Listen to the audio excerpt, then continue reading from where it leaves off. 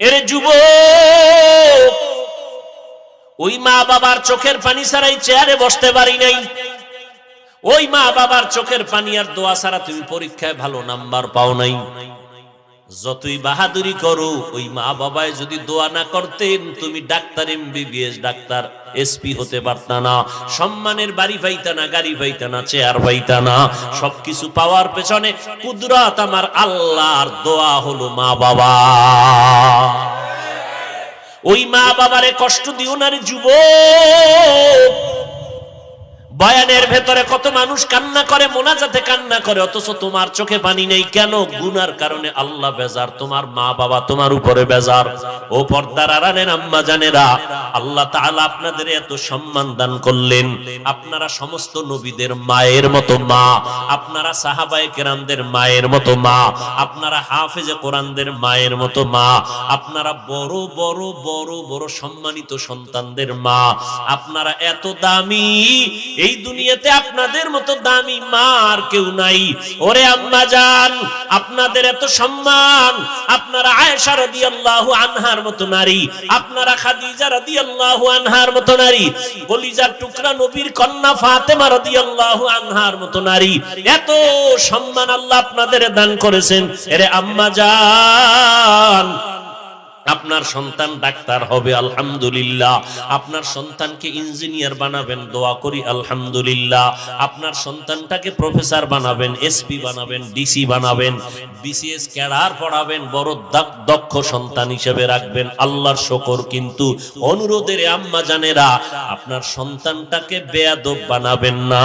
আপনার সন্তানের আচরণে যেন এলাকার কোনো মুরব্বীরা কষ্ট না পায়, আপনার সন্তানের ব্যবহারে যেন কোনো আলেম কষ্ট না পায়, আপনার সন্তানের ব্যবহারে যেন কোনো যুবক কষ্ট না পায়।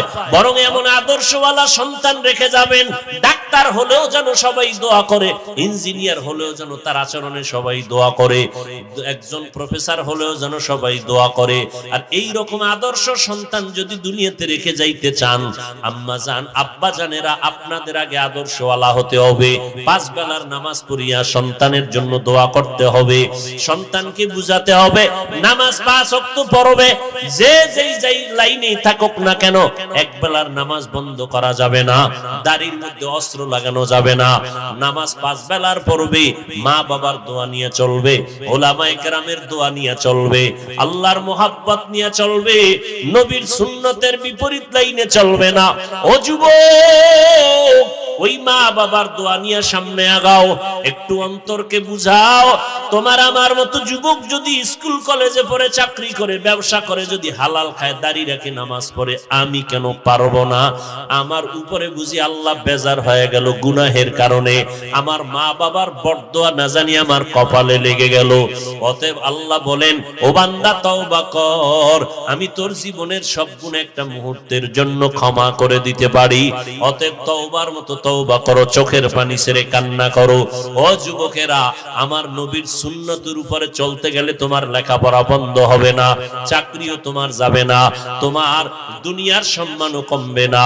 ও আল্লাহর বান্দারা, আজকে আমি বক্তা, তুমি শ্রোতা, যতই ভাব দেখাই না কেন, টাকার বাহাদুরি, ক্ষমতার বাহাদুরি, সাদা কাফনে যেদিন ঢুকবা, ওই দিন টের পাইবা কার বাহাদুরি কোন জায়গায়।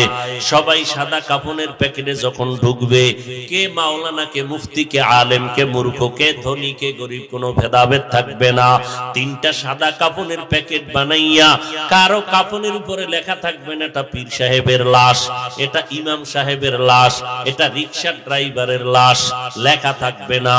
কাফনের মধ্যে ঢুকার পরে সব এক হয়ে যাবে, কবরের মধ্যে রাখার পরে 3টা প্রশ্ন সবার বেলায় করা হবে, কে ধনী, কে গরিব, কে আলেম, কে মূর্খ, ভেদাভেদ নাই। 3টা প্রশ্ন সবার বেলায় রেডি। 2 ফেরেশতা আসবে, রবের পরিচয় দাও, ধর্মের পরিচয় দাও, রাহমাতুল লিল আলামিনের পরিচয় দাও। এই 3টা প্রশ্নের জবাব কারা দিতে পারবে?